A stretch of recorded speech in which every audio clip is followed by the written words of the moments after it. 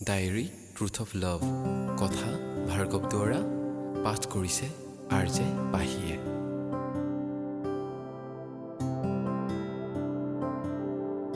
Diary truth of love. আজি সোমবাৰ, সম্পূৰ্ণ এবছৰেই হ'ল। ৰাগে বিচৰা উত্তৰটো দিব পৰা নাই। এই এবছৰ আমি দুয়ো ভাল বন্ধুৰ দৰে কটাইছোঁ, কিন্তু আমি যিদৰে থাকোঁ হয়তো আনৰ দৃষ্টিত এনে লাগে যেন আমি দুয়ো সম্পৰ্কত আছোঁ, প্ৰেমৰ। ৰাগৰ সৈতে মোৰ চিনাকি হৈছিল খুব অনুষ্টুপীয়াকৈ। সি মোৰ বাৰ ফ্ৰেণ্ড আছিল। সেইদিনা সি তাৰ কেমেৰাটো বাদ দিব আহিছিল। আমি হোষ্টেলৰ কেইজনী সোণাপুৰলৈ ফুৰিব যাবৰ কাৰণে বায়ে তাক কেমেৰাটো বিচাৰিছিল, আৰু তাতে বায়ে তাক আমাৰ সৈতে চিনাকি কৰি দিছিল। আৰম্ভণি সেয়াই। এদিন সি মোক ফেচবুকত ফ্ৰেণ্ড ৰিকুৱেষ্ট পঠিয়ালে, আৰু ময়ো তাৰ ফ্ৰেণ্ড ৰিকুৱেষ্টটো একচেপ্ট কৰিলোঁ। দিনবোৰ উদযাপন কৰোঁ দুয়োটাই মেছেজ আৰু ফোন কলৰ বুকুচাত। লাহে লাহে তাৰ লগত মই সহজ হৈ পৰিলোঁ। মাজে মাজে লগ হওঁ দুয়ো। ক্ৰমান্বয়ে ঘন হৈ আহিল আমাৰ কথাবোৰ। হঠাৎ এদিন ৰাগে মোক ভালপোৱাৰ প্ৰস্তাৱ দিলে, কিন্তু হঠাৎ তাৰ ভালপোৱাৰ প্ৰেমৰ প্ৰস্তাৱ দি সন্মতি দিবলৈ মই অমান্তি হৈছিলোঁ, আৰু সময় বিচাৰিছিলোঁ ৰাগৰ পৰা। তাক সুধিছিলোঁ, তুমি মোৰ উত্তৰলৈ অপেক্ষা কৰিব পাৰিবানে?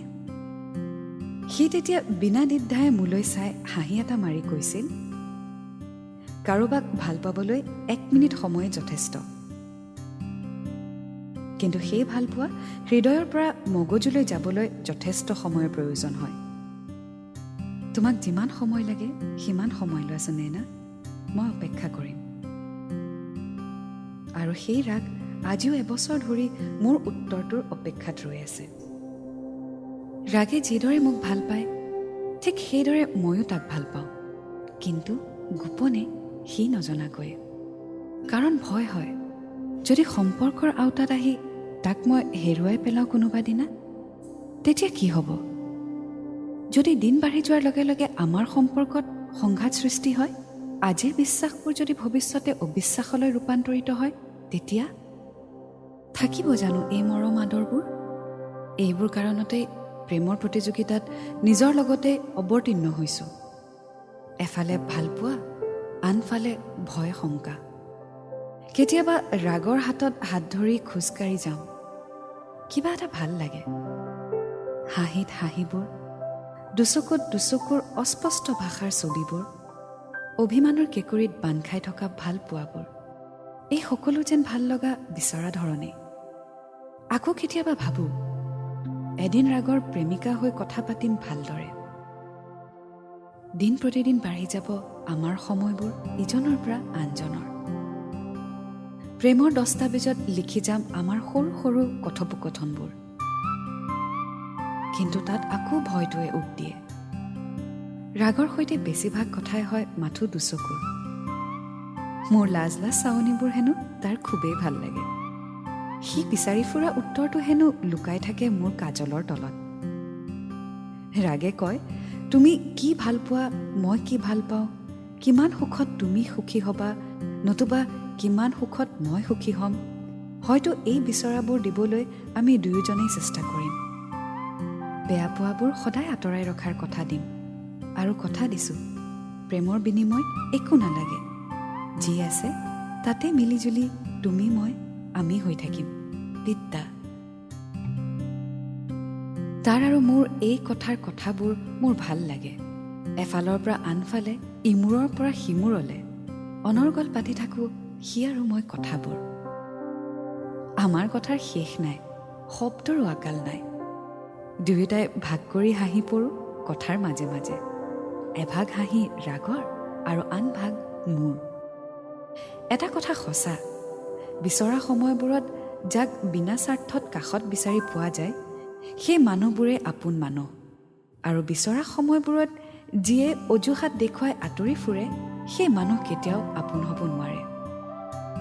কিন্তু ৰাগক মই যেতিয়াই বিচাৰোঁ তেতিয়াই তাক কাষত বিচাৰি পাওঁ, অজুহাত অবিহনে। ৰাতিৰ নীৰৱতাত ৰাগে মোলৈ হোৱাটছএপত মেছেজ কৰি পঠিয়াই এই বুলি, ৰাতিবোৰ কিয় ইমান বিষাদপূৰ্ণ? হঠাৎ মনৰ কোষবোৰ মৰহি পৰে।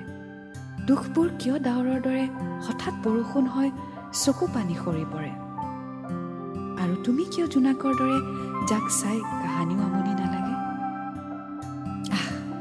ভাল লগা তাৰ এই শব্দবোৰ, আৰু তাৰ এই শব্দৰ চাত জিৰাই ময়ো লিখি পঠিয়ালোঁ তালৈ। বিচাৰি পালোঁ ঠিকনা, আপোন আৰু ভাল লগা। হাঁহিৰে লিখিম তোমাৰ আৰু মোৰ গাথা, কোনেও নুশুনে, কোনেও নেদেখে। হাচনাহানাৰ দেশত হ'ব আমাৰ ঠিকনা। ৰাগৰ ছবিখনিয়ে মোৰ দুচকুৰ মানস পটত আজিকালি সদায় আমনি কৰে। তাক লগ পালেই বা তাৰ সৈতে কথা হ'লেই মই দুৰ্বল আৰু আৱেগিক হৈ পৰোঁ। তথাপিও অভিনয় কৰি থাকোঁ সি নেদেখাকৈ। কিন্তু আৰু নোৱাৰোঁ। বহুত ভাবিলোঁ ৰাগক লৈ মই সুখী হ'ব পাৰিম প্ৰতি সময়। তাৰ মাজত বিচাৰি পাওঁ মই মোৰ নিৰাপত্তা। তাক আৰু দুমোজাৰ মাজত ৰাখিব নোৱাৰোঁ। বহুত অপেক্ষা কৰালোঁ তাক। কাইলৈ তাৰ সৈতে প্ৰেমৰ চুক্তিপত্ৰখনত স্বাক্ষৰ কৰিম। জনম পাৰ হৈ জনমলে মাথো তাৰ হৈ থকাৰ প্ৰতিশ্ৰুতিৰে তাক আঁকোৱালি ল'ম আৰু তাৰ বুকুত মূৰ গুজি হিয়া উজাৰি ক'ম, ৰাগ, ময়ো তোমাক ভাল পাওঁ। মোক সদায় এনেকৈয়ে আলসুৱাকৈ ৰাখিবা। লাভ ইউ ৰাগ।